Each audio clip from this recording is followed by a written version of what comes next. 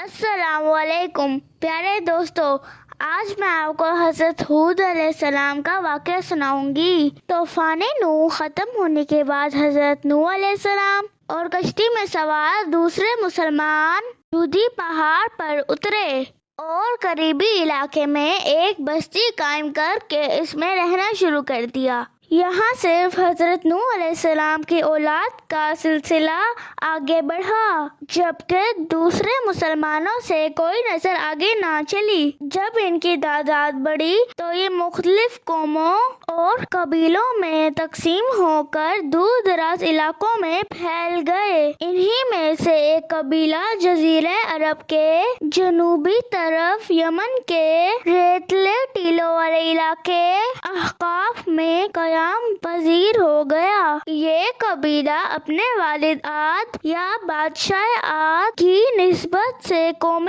عاد کے نام سے معروف ہوا۔ عاد کے ایک بیٹے شداد نے دنیا پر بادشاہت کی اور روئے زمین کے تمام بادشاہ اس کے فرما بردار ہوئے۔ اس نے جنت کا ذکر سن کر سرکشی کے طور پر دنیا میں جنت بنانی چاہی اور اس ارادے سے ایک بہت بڑا شہر بنایا جس کے محل سونے چاندی کی اینٹوں سے تعمیر کیے گئے۔ ہیرے اور یاقوت کے ستون اس کی عمارتوں میں نصب ہوئے اور انہی سے فرش بنائے گئے۔ ہر محل کے گرد جواہرات پر نہریں جاری کی گئیں۔ جب یہ شہر مکمل ہوا تو شداد بادشاہ اپنے ساتھیوں کے ساتھ اس کی طرف روانہ ہوا۔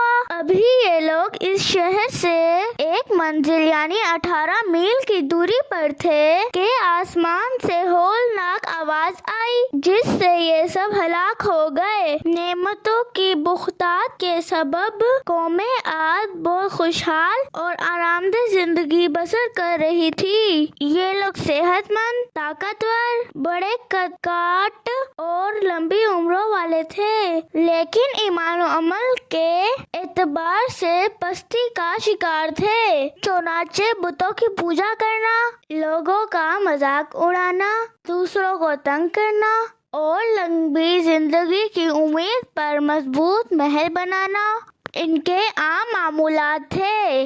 گمراہی کی تاریکیوں میں بھٹکنے والی اس قوم کو راہ ہدایت پر لانے کے لیے اللہ تعالیٰ نے اسی قوم سے حضرت ہود علیہ السلام کو رسول بنا کر ان کی طرف بھیجا۔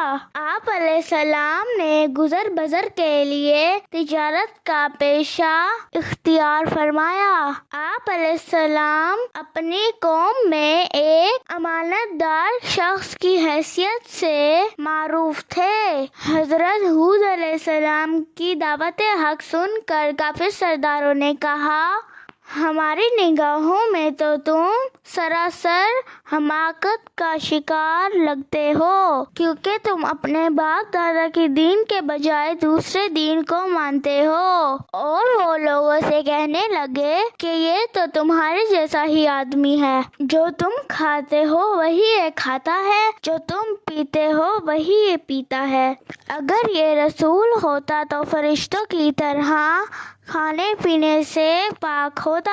قوم عاد نے یہ کہہ کر بھی حضرت ہود علیہ السلام کی رسالت کا انکار کیا کہ اگر ہمارا رب کوئی رسول بھیجنا چاہتا تو وہ فرشتوں کو اتار دیتا، اور تم کیونکہ فرشتے نہیں ہو اس لیے ہم تمہاری رسالت کا انکار کرتے ہیں۔ حضرت ہود علیہ السلام نے قوم کو قیامت کے دن دوبارہ زندہ ہو کر بارگاہ الہی میں پیش ہونے کا بھی بتایا۔ اس پر کافر سرداروں نے اپنے لوگوں کو عقلی دلیل دیتے ہوئے کہا، کیا یہ نبی تم سے کہتا ہے کہ مرنے کے بعد جب تمہارا گوشت پوست سب مٹی میں مل جائے گا اور صرف ہڈیاں باقی رہ جائیں گی، اس کے بعد تمہیں زندہ کر کے قبروں سے نکالا جائے گا؟ یہ سب باتیں عقل سے بہت بعید ہیں۔ ایک موقع پر حضرت ہود علیہ السلام نے اپنی قوم سے فرمایا،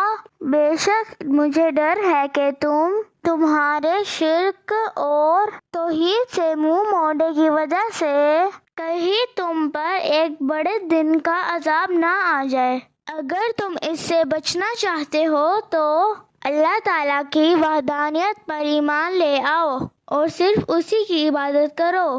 حضرت ہود علیہ السلام کی نصیحت کے جواب میں قوم نے کہا، کیا تم ہمارے پاس اس لیے آئے ہو کہ ہم سے تم ہمارے بتوں کی پوجا چھڑوا کر ہمیں اپنے دین کی طرف پھیر دو؟ ایسا تو ہرگز نہیں ہو سکتا، اور تم نے ہمیں جو عذاب کی وعید سنائی ہے اس میں اگر سچے ہو تو ہم پر وہ عذاب لے آؤ۔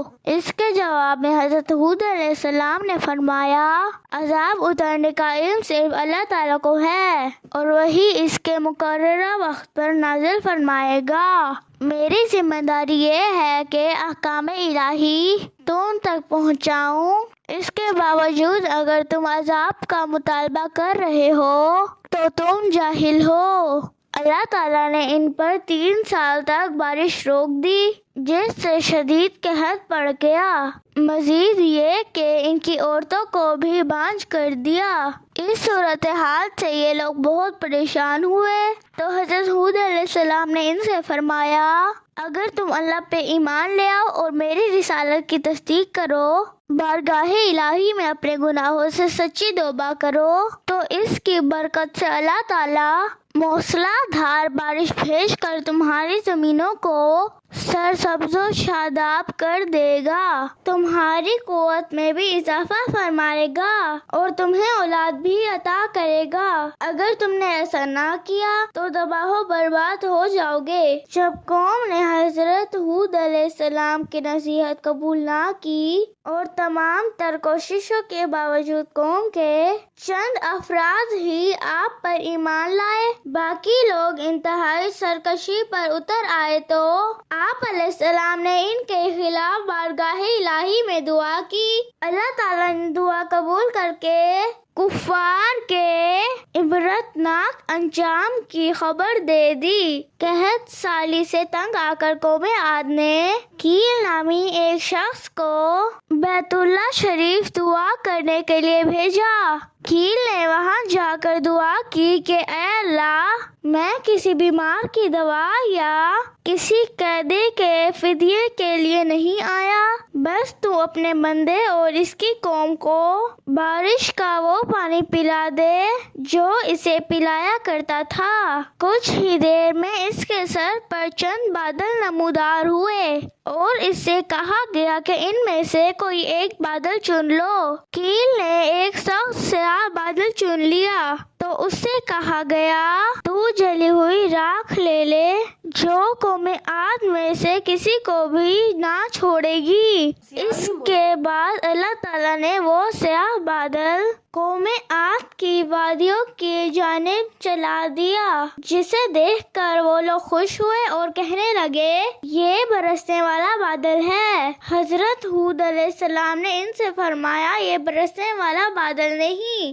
بلکہ یہ تو وہ عذاب ہے جس کی تم جلدی مچا رہے تھے۔ قوم نے آپ علیہ السلام کی تنبیہ کو سنا انسنا کر کے اپنی توجہ بادل کی طرف رکھی اور اسے دیکھ کر خوش ہوتے رہے، جبکہ حضرت ہود علیہ السلام اہل ایمان کو اپنے ساتھ لے کر کفار سے کچھ دور چلے گئے۔ جب بادل قریب آئے تو قوم عاد نے ایک ہولناک آواز سنی، پھر تیز، نہایت سرد، خشک، خیر و برکت سے خالی اور سخت آندھی چل پڑی، جس کی شدت کا حال یہ تھا کہ لوگوں کو زمین سے یوں اکھیڑ دیتی گویا وہ اکھڑی ہوئی کھجوروں کے سوکھے تنے ہوں، پھر انہیں سر کے بھل زمین پر اس طرح دے مارتی کہ سر پاش پاش ہو جاتے۔